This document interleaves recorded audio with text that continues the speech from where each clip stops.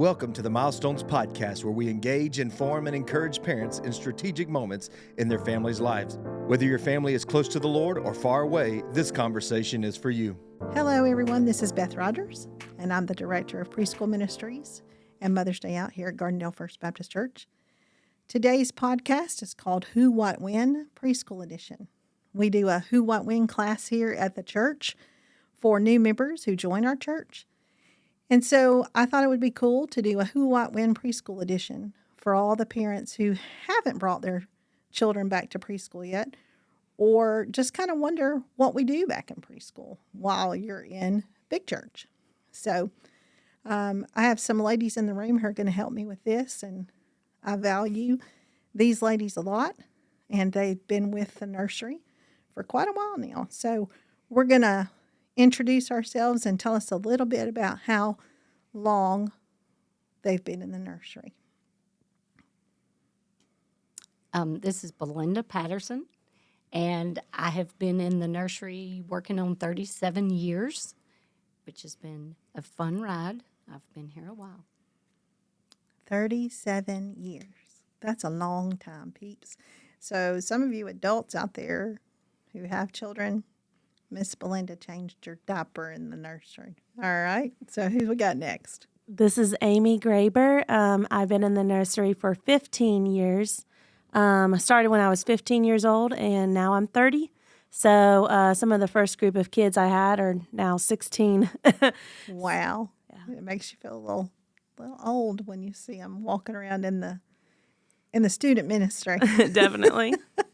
All right. And who we got next? I am Emily Cameron Morin. I also started working in the nursery when I was 15, so it's probably been about 15 years on and off working in the nursery and here in preschool ministry. Yeah. These are some pretty valuable ladies to our ministry, and they're some of the best of the best. But I wanted to start off by just talking about maybe some anxieties or fears that maybe people have about bringing their babies to the nursery. And I'm going to go to Emily on this one because she's a new mama. And so I'm going to let Emily tell us a little bit about maybe her hesitation or when she brought Will back, or maybe the things that went through her head about bringing him to nursery, even though she'd worked back there. So my main hesitation when we were trying to decide when we were going to bring him back was he was born right at the beginning of like RSV season. And so I know that you can start bringing them at like 8 weeks when they've had that first round of vaccinations. And me and my husband talked about it, and we were just really worried about like the flu going around, RSV going around. And so we decided to wait until he had those 2 months vaccinations. So that was the main thing that we considered when we were talking about when we were going to bring him. That being said, I'm a stay-at-home mom. My baby is at home. And so he hadn't been to like daycare. So that was going to be his first exposure to like other kids and other germs. And so we kind of had that luxury of waiting until he had those vaccinations. But yeah, he was ready to come and like be with other kids and other people way before we were ready, if we're being honest. We kept him probably in the service a little bit longer than he probably would have liked. But he kind of got to the point where he was being a little bit noisy and distracting us a little bit to where we couldn't really participate in church the way that we would want to. And we just decided it was time, and we already knew the people and loved the people back there. So that wasn't a big deal. It was more about our germophobia with our first baby and not wanting to get sick, but it was totally fine and everything was great. So Right. Well, now I'm going to go over to Belinda since you brought up germs and sickness, and we're going to talk about how maybe just kind of how we clean the nursery and kind of our steps to try to maintain as much cleanliness as we can, a clean environment for those babies. So I have been accused of being a little anal about my room because I like a clean room. I really do. When I walk into the room, first thing I do is I just start inspecting, saying, who's been in here? Has anything moved? Is anybody different? So every week, we really, really clean the room. We focus on the toys. We wipe down each individual toy. We do wash the covers on the swings. We wash the sheets on the bed. And we don't leave the sheets on the bed during the week just because anybody coming and going, if they sit a bag or sit a purse or lay their baby and then take them and go out. So we make sure the sheets are clean every single week. We have gloves in the room. We have Clorox wipes in the room. We also have spray that we put on the toys to disinfect it. On Sundays, while we have children in there, I do not sit still well, and anybody can tell you that. So if the babies are sleeping or if everybody's happy and playing, I'm up running around. I'll actually climb on top of the cabinets, wipe the cabinets down, take everything out of the cabinets, make sure everything is wiped down again, put everything back. We wipe down the refrigerator. We have a little microwave in there if we need it. We wipe that down every week. So my room is pretty clean. I would like to hope that it stays that way, because I am a little anal, because when it gets to the RSV season and the flu season and, the whole epidemic with COVID, I don't think that you can clean enough. I really don't. Right. And we really do take that seriously, and we want y'all to know that we want to take the best care of your child that we can. And we are going to treat your child just as though they were our children. And we want a clean environment for them to be in. And so every room that we have is cleaned. Amy, tell them a little bit about how you clean your room, and maybe talk about how you might take a temperature or whatever. Talk about those things if you notice a sick child. Well, as soon as I get in, I wipe down everything with a Clorox wipe and get out a new fresh set of toys and put them down. And then when I have a second service, I get out a fresh set of toys for those second service babies. And if I do have a sick child that might have a temperature, I'll call, Miss Beth or Miss Elena in and see if we can go get their temperature checked, and then call a parent if we need them to come and pick up the child. And then if they did have a temperature, make sure everything that child touched is cleaned and disinfected so no other kids get sick. Right. And so I'll tell you, too, a little bit. We kind of rotate the swing covers and the exerciser covers. Anything that a child touches, we wash it and we put clean covers back on. And we just did that a couple of weeks ago in the nursery. And one of the nursery workers gave me the idea, hey, after we finish prayer and devotion, and we'll talk about that in a minute, too.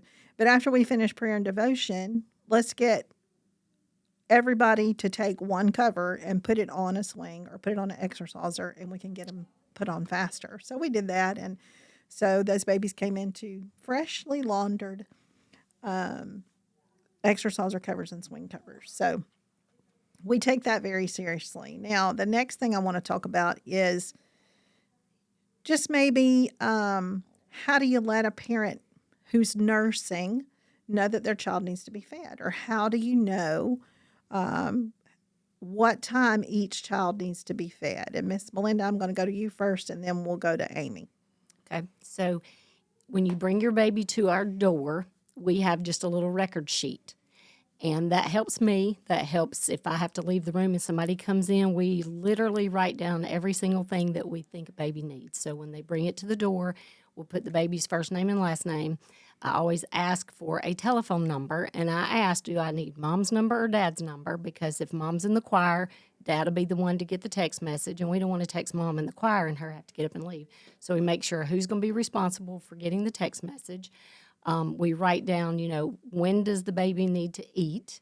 Sometimes I like to ask, when did they last eat? Because if they tell me, well, they're on demand is easy, but if the baby just ate an hour ago, that may not be what the baby needs. So if I know the baby ate 3 hours ago and now they're crying, they probably need to eat. We do ask, is it mother's milk or is it formula? We ask about the temperature. Does it need to be warm, room temperature, cold? We write that down. And then we have some babies, they don't ever eat anything. Mom nurses them, drops them off, and leaves. We have babies with snacks, and we make sure that each snack in the bag is individual to the child. So we write that down. We, during the time period that the baby's in the room, if we change a diaper, we document the first diaper change. Then we document if it's wet or dirty. Then we document the second one, and then we have a little section for special instructions. Is there anything I need to know about your baby? Can they have diaper cream? Do they crawl yet? Do they like to lay in the bed? Do they like the swing? Do they like the jumper? And we have had, through the years that I've been back there, we've had some very significant cases where a baby may have had surgery and they couldn't sit in the swing. So we need to know that. And we need to make sure that every bag is tagged. So as the baby's dropped off, we tag the bag, we put the bags in order, and there's a little cubby hole under each bag that we put the baby's stuff in. We do have a refrigerator, so if the bottles need to go in the refrigerator, we have that. So basically, our log sheet is my brain, and my friend Darlene, we use that log sheet, and we write everything down on that sheet, because that just tells us. And when the parents pick up, I've got a lot of them used to that sheet now, and they'll say, when did they eat, exactly what time? And we can tell them, when did we change their diaper? And I can tell them, was it dirty or not? And then we can answer that question. So I think it gives everybody a peace of mind, because we know exactly what needs to take place. And then mom and dad finds out exactly what took place. Right. So, Amy, your room might be a little different. Let's talk through this setup real quick. So the way we handle our nursery is we divide the rooms up, and we have a new creations room, which is your brand new babies before they ever start crawling. Once they start crawling, we move them over in a room. And up until December, January, sometimes February, depending on staffing, we have crawlers and walkers in that second room. And then usually sometimes in February, we'll open that third room, and we'll move the walkers to the third room, and we'll keep the crawlers in the middle room and the babies in that first room. And that's just for their safety. You don't want a baby stepping on a hand of a crawler. You don't want a walker going and grabbing on a swing and tumping it over. So that's why we do that. But Amy, tell us a little bit about maybe feeding time in your room and snack time in your room. Yeah, very similar to the way Miss Belinda said, but we have a form for the new people that come in to fill out, just to tell us all of the basic needs of the child. Are they nursed? Are they bottle fed? Is it breast milk or formula? And all of those phone numbers of mom and dad. And so that's what we do when they're, brand new. And then when they come in, we just do the logbook and record everything down. I ask them, what does your child need while they're here? And if they tell me they need a bottle, I'll ask what time and, is it breast milk or is it a formula, so I know how to properly heat it. And I'll write all that information down. And I'll also ask, does your child need a nap? Because a lot of the times some parents want their child a nap and sometimes they don't. So I'll make sure I get that information down as well. The logbook is definitely my brain as well. And I'll just record everything, because when the parent picks up, they want to know what time I fed their child and if they got, their food and everything. And the older ones, they'll have some snacks that they can have in their bags. So I'll just make sure that the snacks are given to, the appropriate child, and that when I give them, I mostly put them in the swings so that they can just have their own snack right there and not have any other child touching their things. Right. So that's how I handle that properly. So that's how that's managed. Yeah. All right. So we're going to talk one more thing, and then we're going to move to maybe curriculum information. But so when a parent says, well, why should I bring my child to the nursery? Or is my child going to learn anything about Jesus while they're back in the nursery? Y'all just touch on that. We'll start with Belinda, and then we'll go with Amy. So when you bring your child to bed babies, a lot of times people have a misconception that babies can't learn anything, but they do. And as they get older, they recognize other things. So we do have DVDs that we can play on the TV. So one service we may have Brother Kevin on preaching, and of course that, the babies can hear that, and they can also witness the TV. But then we can put in a DVD that has Jesus songs and children's musicals and things like that we play a lot. Mm-hmm. We like to pray over the babies. We like to talk to the babies. We like to, just tell the babies that, hey, Jesus loves you. And every now and then we'll sing the baby songs. I am not good at that. Darlene's better at that than me. So that is one way that we just kind of just love on the babies and let them know that Jesus loves them. Right. And Amy, how about you? We have that Praise Baby movie playing as soon as they get in. It's just very peaceful worship music. And so they'll come into that, and some of them nap to it, and some of them just hear it in the background. And then, of course, I sing to them. I sing Jesus Loves Me and a bunch of other songs. And they dance to it. They clap their hands to it. And so they definitely are listening. And then one more thing really quick. So the baby is not always in the room for the whole hour that you're in there. They'll stay in there for a little bit, and then Amy talked to him about the bye-bye buggy. Yes, our class loves the bye-bye buggy. It basically fits 6 children at a time, and so we have 2 workers, and we push them all around, and they love it. They dance and clap, and we just go around the church and just explore and look at everything that we're passing. I'll say, "Oh, look at that star over there, or look at that." It's big church, and so they just love looking around. And sometimes I'll go, "Ready, set, go," and then all the kids say, "Go." So it's just a lot of fun just to get out of the classroom and then let the kids just explore and see new things. Right. And I have seen Amy push them on the bye-bye buggy and sing Jesus Loves Me, and the kids are clapping their hands to it, and it's a very sweet sight. So we do have bye-bye buggies, and we do get them out of the room sometimes just so that they're not in the same place for the whole hour, and they get out and about, and they can hear the worship in big church, and they like that music too. They really do. So, I just wanted to add, I know you had mentioned why should you bring your baby to church. Yes. I just wanted to add something that was a little bit different from what they had said. When I brought my stepdaughter to church for the first time with me, I brought her to choir. She was 9.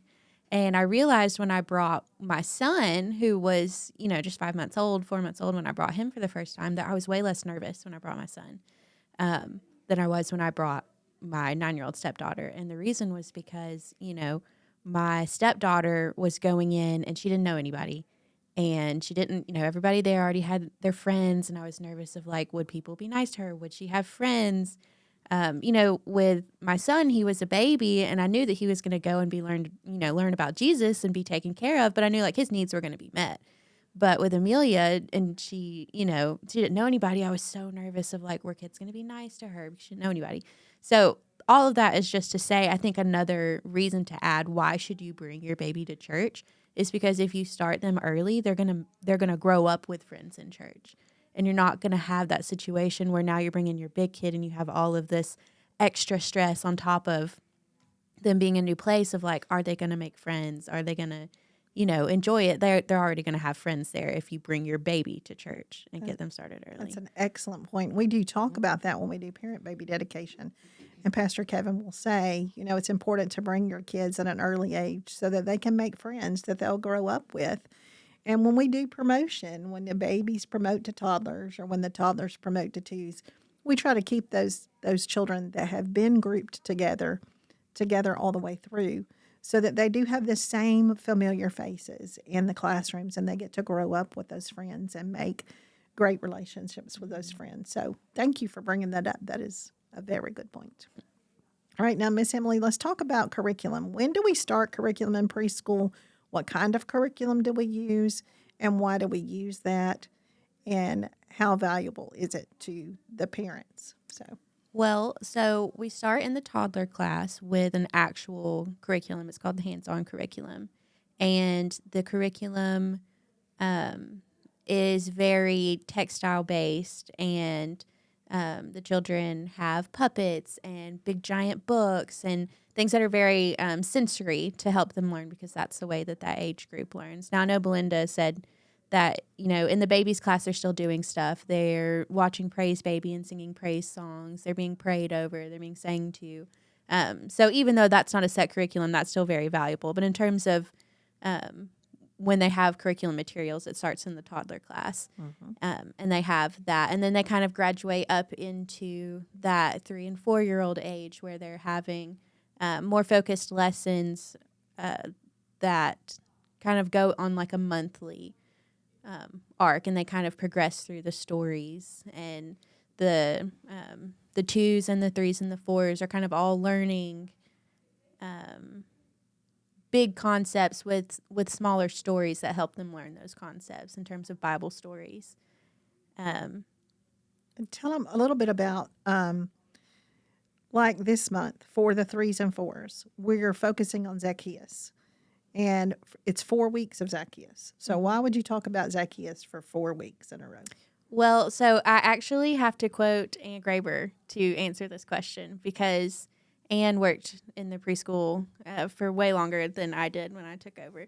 But she told me, she said, the reason that we do people for so long in preschool is because we are getting these kids familiar with the characters of the Bible. Like those are their friends. So that later when they go to learn more complex things, those people are already familiar and they're like, hey, I know Zacchaeus. He's my friend. I remember him. Yes. And so they're starting with that foundation of familiar people that they can relate to and remember. And then they go and they build on top of that as they get older. Absolutely. And the repetitiveness, sometimes it takes a child Yes. several times to hear something for them to get a point. Exactly. So that's why we do the repetitiveness. And we, in the 3 and 4-year-old classrooms, we have a Bible verse that we've started incorporating, and they learn that memory verse, and it's the same memory verse that they work on for the 4 weeks of the month. And we have a star chart in the room, and we'll put all the kids' names on the star chart, and if they say the verse, they get a star. And that's really the only reward they get besides hiding the word of God in their heart, and that's the greatest reward you can have. But you would be amazed at how excited those little kids are about getting a star on their chart because they want to say that Bible verse. And so we're planting the seeds of God in their life at a very early age because they're going to need it. And in this world that they're going to grow up in, they're going to hear the world in their ear. And so we want you to bring them to church so that we can put Jesus in front of them and they can know who Jesus is and they can know that he's their friend and that he has a plan and a purpose for their life and that he does love them. I want to talk a little bit about new parents. And the reason I'm going to go to Emily on this question, she was our administrative assistant for a while, and then she went over to do preschool curriculum. She's worked back in the nursery. She's done a little bit of everything. But tell them, Emily, how they can let us know if they've had a child and kind of what they get when they let us know that. Sure. So there is a new parent form online. You can just go to, is it on the kids page? It is, gfbc.com/kids. Right. And So then expectant parents. Yes, expectant parents. So you just go in, you fill out that form. It's super easy. You can fill it out if you're expecting or after you've had the baby. You can put in a birth date. And that will let Beth know that someone in the church has had a new baby. And Beth will compile a little welcome bag for you. And it's got a little burp rag that is just an adorable. I actually wouldn't let Will use mine because I didn't want him to spit up on it because it was so pretty. So it just hangs in his room. But a sweet little a book about praying circles around your children, which me and my husband read, and a little welcome letter and some information about preschool ministry and who to reach out to. And Beth actually brings that to you. Beth brought that all the way up to our house in Coleman because, we were home with this brand new baby, couldn't really get out, weren't able to come to church at the time. So it was so nice to have somebody from the church come to us and visit with us. We were desperate for adult interaction. And I love coming in. Now, I won't come in unless you tell me it's okay to come in. Sometimes I'll leave it in the mailbox because I know sometimes you might feel a little awkward. But if you invite me to come in, I'll come into your home. I'll hold that baby and I'll sing to it and hold it for a little while you go do something. But and sometimes we'll visit in the hospital. Now, we stopped doing that a little bit during COVID. And I haven't really been back to the hospitals, but if you want a hospital visit, I'll come visit you in the hospital. So you just have to let us know if you're okay with hospital visit or home visit, or if you just prefer us to drop it off in your mailbox, and we'll do that. We also include that little bag tag that Belinda talked about so that you can put it on your diaper bag when you come so that your bag is properly labeled. So we also have a little meeting once a year, and in that meeting, we have all of our workers come that can come, and I would say 90% of them do come, and they are CPR and first aid certified. And so, Belinda, let's talk a little bit about those meetings and what we do in there. So those meetings are really fun. We come together after church. We go downstairs. We get to do a little meet and greet, really, because we do have some extra new workers. And so we eat lunch, which is probably my favorite part, because by the time you get out of church, you're starving to death. And basically, we go around and Beth talks about things that we need to improve on, things that you may want to change. They offer suggestions for things that we can do differently in the rooms. We do talk about our security system. We talk about keeping our rooms clean. We talk about what we should wear. We talk about our smocks. We do have smocks available, and then we have matching T-shirts so that when parents come in, we are easily identified. They know who is a worker back there. So Beth always lets us ask questions if we have any kind of questions. And it's just a time just for us all to get together without any children and just talk about our job and our responsibilities and what we are supposed to do. And if we have any problems, what is our protocol? We have actually had some fire drills, some tornado drills. That's really fun. We actually, one day, we grabbed a bunch of fake babies, the baby dolls and the 2-year-olds, and put them in our beds and went racing out the door to see who could save all the babies. So it's really a fun time when we get together like that because it's out of our normal routine. So just to be able to socialize, because some of us, we don't get to go to church as much, but being in the nursery all the time, even though we love it with everything we've got, it's fun to come together as a ministry group and just talk about what we do and where can we improve and how we can do things better. Right. And it is important to us that we practice those drills. And then I bring in someone who is able to train us with CPR and first aid. And he does this little test for us. So, Amy, tell us a little bit about that. Are you talking about the dummy he brings Yeah. in? Okay, yeah. So he brings in a little dummy, and then we do CPR on it and does the song. I think it was Baby Shark at one time, and then now it upgraded to, what's that song? There's one, Staying Alive. Staying Alive, yeah. You have to And do the compressions too. yes, and then shows us that you do the compressions, how to do the compressions and how fast to do them, and then pulls up a volunteer to come and try it out too. So then that way we can all make sure that we get CPR certified. And then they also teach us about first aid as well. Yes. Right. And then he'll give us a little card that we're able to keep in our room, which I love. And because when that happens in your classroom, you might not be as calm as you are when you're in training. Yeah. And so you're a little anxious and you've got that card right in front of you and it walks you through the steps. Okay, this is what I do now. This is what I do now. So we have little cards in the room that remind us of what we're supposed to do in the event that we need CPR. We also have a defibrillator. I hope we never have to use it, but we do have one in the preschool resource room. And if your child needs an EpiPen or something like that, you're also able to bring that. You're also able to let us know. We have one child in our nursery that we know is highly allergic to peanuts. And so every time this child moves to a different room, we put a little sticker outside that room that says this is a peanut-friendly environment or this is a nut-free zone. And so it's to let other parents know, hey, when you send your snacks, please don't send anything with nuts in it. We'll send out a note to let them know that we do have a child that is highly sensitive to nuts. And so we try to avoid those at all possible. Is there anything else that y'all can think of that we didn't cover that we might need to go over? I will say that there is more than one person that's trained to use that EpiPen. Yes. So we know how to do that. I think the biggest part that we need to go over is the security tags. Yes. We do need to talk about our security system. Yeah, you want me to go ahead and say Sure. that? Okay, so we have a security system back there. When you bring your child, you log them into the system, into a computer system, and it prints out your child's name tag that actually has their room number on it, and then it prints you out a tag that matches a code on your child's sticker.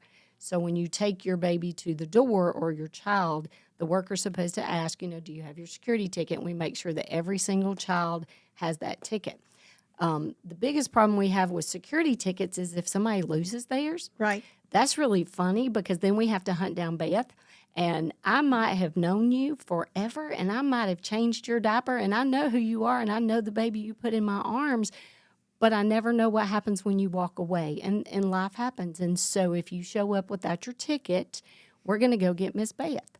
And sometimes we have grandmothers that just, they want to get their hands on that baby, so they come back and they're like, hey, can we pick them up? Can we pick them up? And we say, where's your security ticket? And if they don't have the security ticket, we can't let that child go. Right. So, and most of our parents are really good about it. Sometimes we'll take the baby and we'll walk out to the desk and we'll find Miss Beth and say, okay, Miss Beth, we don't have a ticket. Sometimes if they want to give 3 people the ticket, well, take out your phone and take a screenshot of the ticket or your child's name tag, and we'll use that as well. So, and we're pretty firm on our security ticket so that we make sure the baby goes home with the right person. And we also, we do have some older siblings that are 12, 13, 14, 15 that love to come get their baby. They want the baby, but our rule of thumb is you have to be 18 years old in order to pick up a sibling. So we do love our babies and we do love our security tickets, and so we make sure that we honor what we tell the parents. Right. And that is one thing. Some people get aggravated with the security system. Most people love it. I just ask you to be patient with them because they're just doing what I've asked them to do, and we all want to keep your child as safe as we can while they're back there. And I guess to sum everything up, I'm going to go around the room and I'm just going to say, Belinda, tell us your favorite thing about working in the nursery and why you do it. Well, my favorite thing about working in the nursery is it gives me a peace of mind when somebody hands me that baby. And I already know I'm a Christian. I already know I'm saved. I already know where I'm going to end up in eternity. But I don't know that about every parent. But when I can take that baby and give them that peace of mind that your baby's going to be taken care of and you need to go worship the Lord, then they can go worship and I'm going to take care of the baby. I do have a new mom that the first time she brought me her baby, her eyes just filled up with tears, and she just kept saying, I don't want to leave him. I don't want to leave him. And so I can give them my phone number, and they can text me all morning long during Sunday school, during church, and say, hey, how is she? Hey, how is he? What's my baby doing? And then I will periodically, I take a picture of the baby, and I text it to them, and I think that seems to settle them down. I have one mother that constantly says, oh, you don't know what that means, that you send me a picture and I know they're not crying or I know that they're asleep. And so, of course, when I leave church, I have to delete them all because we can't keep pictures of the children. But just to give a set of parents a peace of mind that my baby is safe, because I'm going to tell you, I have 4 children of my own, and I'm an educator on the side. And every single child that comes in front of me, I look at them and go, what if that was my child? Right. And so I try to treat them as though they were my child. Would I want somebody to do this or love my baby this way? So I look at it more as a ministry, and that's probably my favorite part, and that's why I do it. Amy, tell us what you love and why you do it. Well, I work in the crawler class, so when they get to me, they're crawling, and then they'll start walking eventually. And so I just love seeing them grow and seeing them take those steps, and just being able to show the love of Jesus to those children, and just like Miss Belinda said, just love on them like they're my own. I love seeing them be able to grow in their little personalities, because this is when their personalities are truly coming out. And so just seeing these little babies becoming little sassy things or little cute little angels, and it's just really fun just to spend time with them and just see all that come out. So that's why my favorite part. And Emily, I'm going to get you to do twofold. Okay. What was your favorite thing about working in the nursery, and why did you do it? And why did you choose to come to Gardendale and bring Will to Gardendale? Well, my favorite thing about working in the nursery when I worked there was what a wonderful opportunity it was to serve and to show the love of Jesus to not only to children but entire families, because when you're showing the love of Jesus to a child, it really does spread to the parents and the whole family. And so I just felt so fulfilled serving in that way. But I am so very blessed. I feel so very blessed to have Will now, my son, in preschool ministry, because when you look at preschool ministry, especially if you're coming from a church that maybe isn't as big, it is just such a machine. There's so many regulations, there's so many people, there's so much going on, and it actually is phenomenal because every worry that I have is met. I don't have to worry about whether my child is safe because people are CPR certified. You guys do drills. You guys have training. So I don't have to worry about, do the people that are back there know what they're doing? And are they going to take good care of my baby? Is my baby going to be safe? And then, I have a place where my child can grow up. And at every different stage, they're going to be learning about Jesus and the stories in the Bible in a way that is so specifically tailored to them, because there are people who are just dedicated to working on that curriculum and making sure that that is appropriate for my child. And so I never have to wonder, is my child going to be able to learn about Jesus in this setting, because it's made for them. And so every single piece comes together in a way that Will can grow up in such a fantastic environment and learn so much. But my husband and I can go to church and we can just focus on God and not have to worry, because all of our needs, all of our worries are met already. And so it's a very unique but very wonderful experience to have a child here now growing up in the preschool ministry. Right. And that's our goal. We want everyone to know that you can trust us, that we love your children, that we want to show them the love of Jesus Christ, and we want you to grow and mature as a Christian. And we want you to have that hour and a half, and even if you go to life group and say 3 or 4 hours you're at church, we want you to have that time to build community, to be with other Christians, to be able to have that time to talk with them about the things that are going on in your life, and have that worship time to worship and praise the Lord. It is so desperately needed because you spend so much time with your children at home. And we want you to know that Christ should be the center of it all, and that we are here to take your children and to love them and to show them Jesus. So thank you for joining us today. We hope this helps someone out there to feel more comfortable bringing their babies to the nursery. If you have any questions or if there's anything you want to know, you can email me at bethr@gfbc.org. Have a great day.